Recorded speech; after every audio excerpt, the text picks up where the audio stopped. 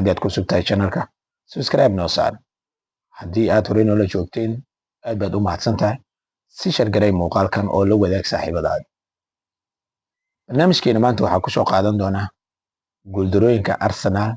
iyo Arsenal iyadoo ah koox adag oo tartamaysa saddexdii xilli ciyaareed la soo dhaafay haddana koobka Premier League sababaha horteeda looga qaatay waxa koos gareeyay iyo mas'uuliyaddaas qofka qaadanaya dhammaan barnaamijkaas waxaa iska leh macalinka kooxda Arsenal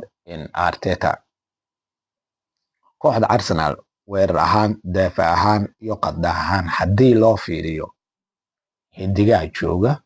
waa xidiga fiican oo na samayn kara koox walba waxay samaysay iyo wax ka badan waxaa u diiday inay koob ku guuleysato bointigaas waa midka maanta doonayo inaan isla eegno sababta u diiday Arsenal guuldarooyinka ama sababta u diiday Arsenal inay koob ku guuleysato iyada oo waliba saddexdii xilli ciyaareed la soo dhaafay tartamo cajiibaya sababtaas raba maanta inaan idinka dabageeyo mas'uuliyaddaas waxaa qaadan doona macalinka kooxda Arsenal Arteta sababahaasna waxay tahay koox walba waxay leedahay habduulaan ama xidig walba wuxuu leeyahay boos u qaas ah uu ka ciyaaro tusaale mid wuxuu ciyaaraa garabka midig midna wuxuu ciyaaraa garabka bidix si lamid ah kooxda waxay leedahay central forward waxaa la dhahay ama nambarka 9aad oo kooxda sidoo kale waxay leedahay attacking midfielder xidig la dhahay oo ka ciyaara nambarka 10aad ee kooxda waxay leedahay DMF iyo CMF xidigaha ka ciyaaro 8 iyo kuba joojiyaha qadka dhexe si lamid ah waxay leedahay LB iyo RB ama dubi iyo tare si lamid ah waxay leedahay kooxda 2 CB iyo goalkeeper taas waa shaxda koox walba ku xifaalsanto intooda badan halka qaarkood ay ciyaaraan 4-4-2 5-3-5-2 laakiin Arsenal shaxdeedu waa 4-3-3 maxaa koos garay Arsenal weerarkeeda inuu noqdo mid daciif ah iyadoo daafaceeda iyo qadkeeda dhexe la amaanayo haddana Arsenal oo haysata xidigaha kala Lisandro Trossard, Gabriel Martinelli, Kai Havertz, Bukayo Saka iyo kuwa kale oo Gabriel Jesus si lamid ah Arteta sanadkan wuxuu weeraryahan ka dhigay ninka la yiraahdo Mikel Mourinho kooxda intaas duulaan ah haysata haddana inay yaraato gool dhalinteeda iyo in sanad walba iyadoo u jeeda koobabka horteeda looga qaato koox ka liidata oo iyada inta badan ka sareysa xitaa ay garaaci karto ay ka fiican tahay oo bagaraacday sida sanadkii hadda la soo dhaafay kii ka horeeyay bay dhacday kii ka horeeyay Man City iyo Arsenal waxay qaadatay 4 dhibcood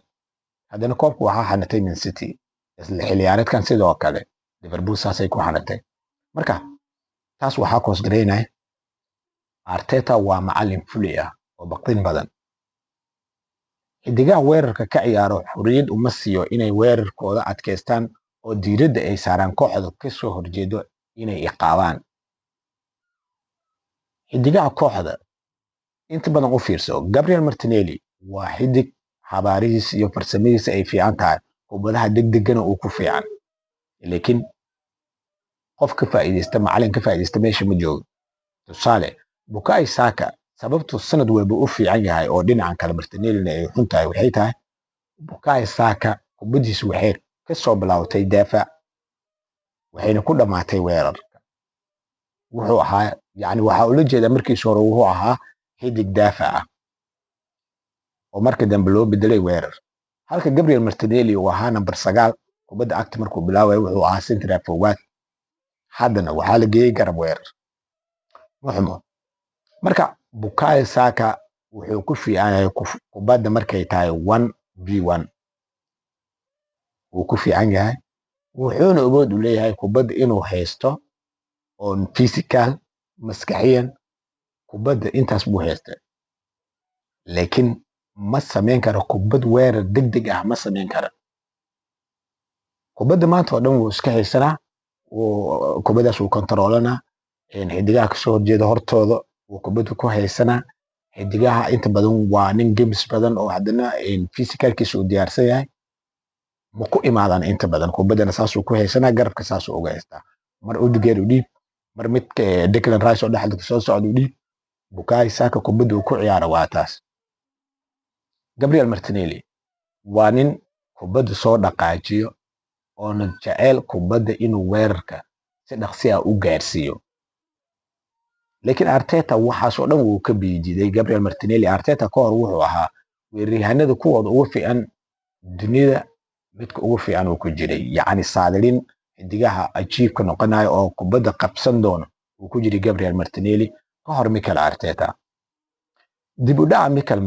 ninka la yidhaahdo Gabriel Martinelli waxaa sababteeda iska leh Arteta. sababta ugu qaateen waxay tahay xidigaha weerarka kuma amro inay weerarkooda ku hadinaan xidigaha daafacyada ka ciyaaro ee kasoo horjeedo inay barashar garayaan oo weerarka saaraan kooxda kasoo horjeedo. Arteta taas bedelkeeda xidigaha wuu ku amraa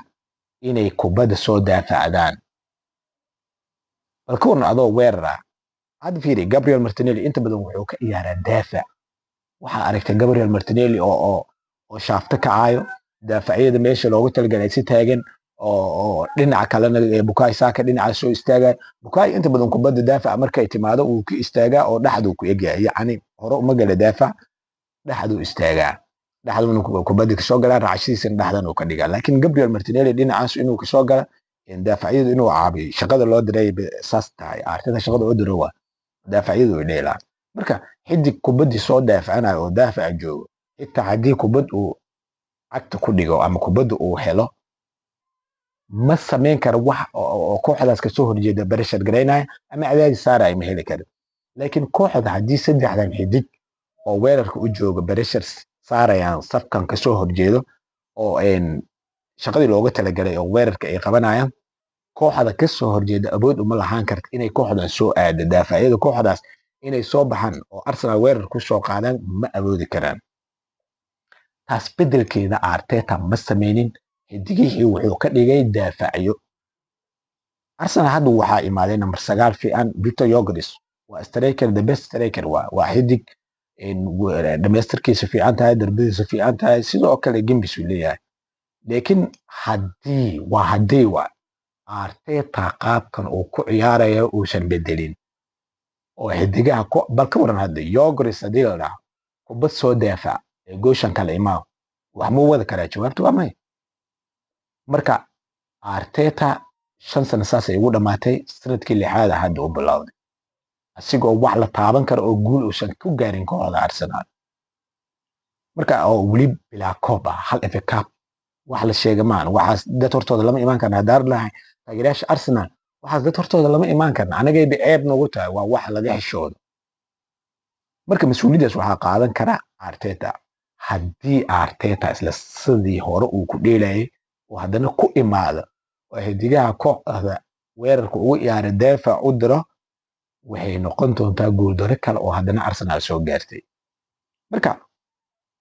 xidigahan haddii weerarkooda xorriyo buuxa loo siiyo oo xorriyadooda ku raaxaystaan, weerarkooda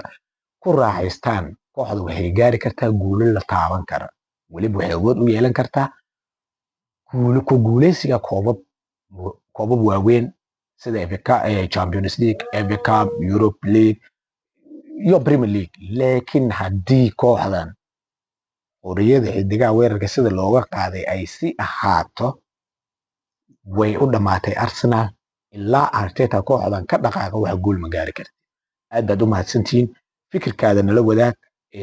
commentiga, nala wadaag wixii fikirkaada ah. haddii aan wax qaldayo haddii ay sax tahay inta bacdaa nala wadaagi kara. marka laakiin ani ahaan fikirkayga waa intaas. guul darada Arsenal iyo koob la'aanta mas-uuliyaddeeda waxaa iskale Mikel Arteta oo weeraryahanada xorriyadooda u diiday daafac ka dhigay. aad baad u mahadsantihiin.